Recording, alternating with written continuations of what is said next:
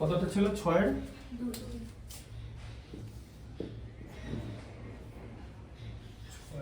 টোটালটা দেখা যাচ্ছে। বল ভালো করে ম্যাথটা পড়ো। এক ব্যক্তি ৮০ টাকায় কয়েক কিগ্রা চিনি ক্রয় করলেন। তিনি ওই টাকায় তিনি আরও ৪ কিগ্রা চিনি বেশি পেতেন, তবে তার কিগ্রা প্রতি চিনির দাম ১ টাকা কম হতো। 1 টাকা কম হতো। আচ্ছা, তাহলে এক ব্যক্তি ৮০ টাকায় কয়েক কেজি চিনি ক্রয় করলেন, যেহেতু ৮০ টাকায়, তাহলে মনে করি চিনি তাহলে ক্রয় করেছে এ কেজি, তাই তো? এ কেজি, বুঝতে পেরেছ? তাহলে ৮০ টাকায় কয়েক কেজি, তাহলে এ কেজি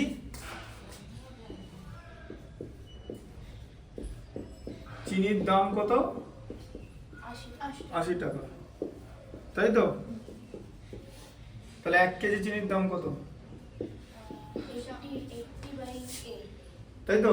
বুঝতে পারছো?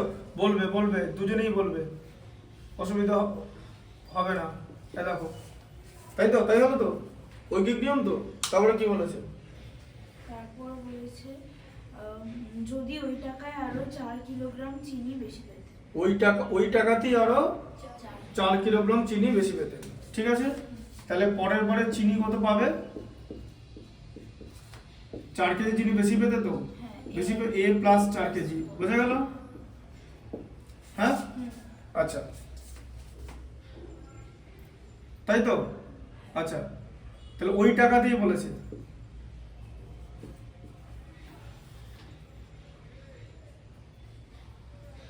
তাহলে এ প্লাস 4 কেজি চিনি, তাই তো? এটা ৮০ টাকা দিয়ে, ওই টাকা দিয়ে বলেছে, তাই তো? এ প্লাস 4 কেজি চিনির মূল্য হচ্ছে ৮০ টাকা। তাহলে 1 কেজি চিনির মূল্য কত?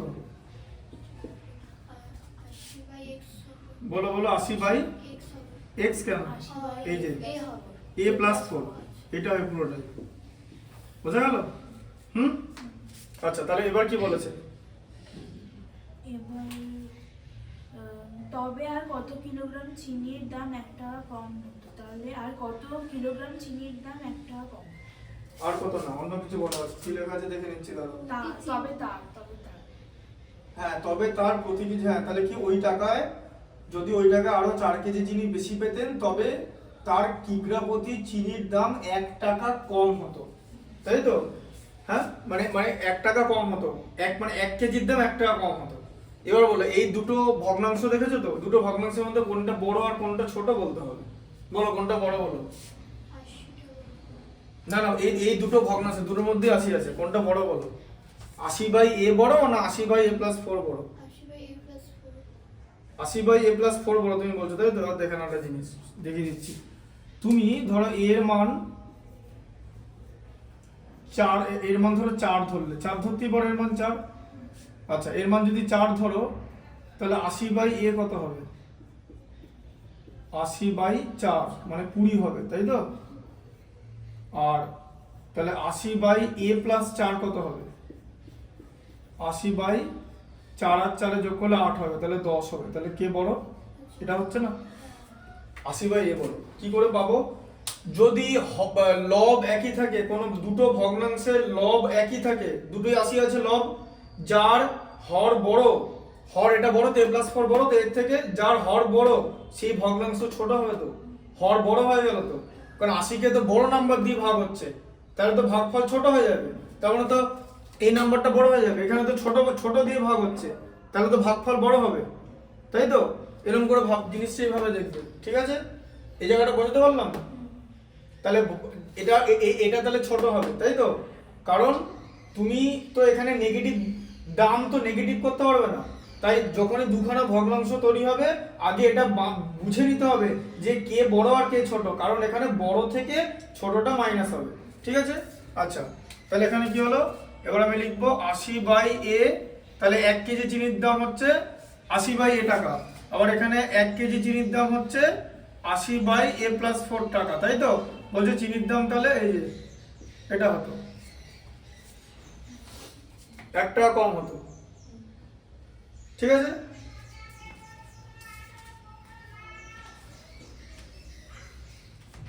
দেখো, তাই বলেছে তো, প্রতি কেজি চিনির দাম 1 টাকা কম হতো তো, তার মানে এটা থেকে এটা বিয়োগ করলে 1 হচ্ছে। প্রতি কেজি চিনির দামে কনসেপ্ট দিয়েছে দ্বিঘাত সমীকরণ গঠন ও সমাধান। সমীকরণটাকে গঠন করতে হবে একদম যেভাবে লেখা আছে সেই শর্ত করে, ঠিক আছে? তাহলে এটা a ইন্টু a প্লাস 4 হয়ে যাবে তো, হ্যাঁ, a ইন্টু a প্লাস 4 লসাগু। আচ্ছা, a into a plus 4 K a দিয়ে ভাগ করলে কত থাকে বলো?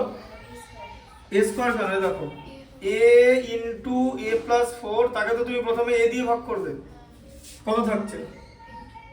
a কেটে যাচ্ছে, এই a প্লাস 4 থাকছে, বুঝতে পারলে? তাহলে 80 ইন্টু a প্লাস 4 হলো, তাই তো? হ্যাঁ, এটা দিয়ে গুণ হবে তো, যেরকম ভগ্নাংশের যোগ বিয়োগ করেছো। এবারে আবার a ইন্টু a প্লাস 4, তাকে আমি কি দিয়ে ভাগ করবো? a প্লাস 4 দিয়ে ভাগ করবো তো, তাহলে কি থাকছে? a থাকবে, তাহলে 80a, তাই তো, ইকুয়াল টু 1, ঠিক আছে? আচ্ছা, এরপরে কি হবে? এই দেখো, 80 ইন্টু a প্লাস 4 আছে তো, গুণ করলে কি হবে? 80a, তারপরে বলো প্লাস 300 প্লাস 320, 320, তাই তো, 4 8 32 মাইনাস 80a ইকুয়াল টু কত হবে? 1, কৌণিক গুণ, কৌণিক গুণ হয়ে যাবে, এটা নিচে আছে না, গুণ হয়ে যাবে, a ইন্টু a প্লাস 4 হয়ে যাবে, কারণ উপরে 1 ছিল, 1 এর সঙ্গে গুণ হবে। আচ্ছা, 80a কেটে গেল, plus 80a minus 80a plus 80a minus 80a কেটে গেল, ঠিক আছে? আচ্ছা, তাহলে তোমার কি দাঁড়ালো? a into a plus 4 equal to কত দাঁড়ালো? 320, তাই তো? আচ্ছা, a কে a দিয়ে গুণ করলে কত হয়? a স্কয়ার প্লাস 4a, তাই তো, 4 into a minus 320 equal to 0 হচ্ছে, তাই তো? কি করতে হবে? মিডল টার্ম ফ্যাক্টর মানে মধ্য সহগ বিশ্লেষণ। 320 কে ভেঙে কি বানাতে হবে? 4 উৎপাদক দিয়ে, তাই তো? হ্যাঁ, এই দেখো, 4 দিয়ে ভাগ করলে 80 হয়, আবার 4 দিয়ে ভাগ করলে 20 হয়। এই দেখো, 4 4 16, এই দেখো 16 আর 20, তাই তো? 20 মাইনাস 16 কত হয়? 4 হলো। এইভাবে করবে, বুঝে করতে হবে, এরকম দুই দিয়ে করতে করতে গেলে হবে না। তোমার টার্গেট তো মৌলিক উৎপাদকের বিশ্লেষণ করে দেখানো না, দুটো উৎপাদক খোঁজা যাদের যোগ বা বিয়োগ 4 হবে, তাই তো? তাই সেভাবে জিনিসটাকে বুঝে খুঁজতে হবে, ঠিক আছে? আচ্ছা, তাহলে এটা কত হলো? a স্কয়ার প্লাস বলো 4টাকে কি লিখবো? 20 মাইনাস 16 লিখবো, এই যে, তাই তো, ব্র্যাকেটে a মাইনাস 320 ইকুয়াল টু 0, ঠিক আছে? আচ্ছা, তাহলে এটা কত হবে? a square plus 20a minus 16a minus 320 equal to 0, ঠিক আছে? আচ্ছা, এবার এখান থেকে কি কমন যাবে? a কমন যাবে তো, a স্কয়ার প্লাস 20a থেকে কি হবে? a স্কয়ার কে a দিয়ে ভাগ করলে a, 20a কে a দিয়ে ভাগ করলে 20, তাই তো? তুমি বলো, এই দুটো থেকে কি কমন যাবে? ওটার থেকে যাবে হচ্ছে 16, মাইনাস 16, মাইনাস 16 আর a plus plus 30, a plus না 20, 20, এই যে এটা যেরকম ছিল ভেতরটা একই তো থাকবে, হ্যাঁ, ভেতরটা আলাদা হয়ে গেলে হবে না, ভেতরটা একই রাখতে হবে, ঠিক আছে? তাহলে এটা কত হলো তোমার? এই দেখো, a মাইনাস 16 হলো আর a প্লাস 20 হলো, তাহলে দুটো রাশির গুণফল যদি শূন্য হয়, প্রত্যেকটা রাশি শূন্যের সমান, ঠিক আছে? তাই তো? এবার দেখো, এবার a প্লাস 20 ইকুয়াল টু যদি 0 হয়, তাই তো, তাহলে a এর ভ্যালু কত হবে? এর মান মাইনাস 20 হয়ে যাবে তো, লেস দেন 0 হয়ে গেল তো, হতে পারে না, ঠিক আছে?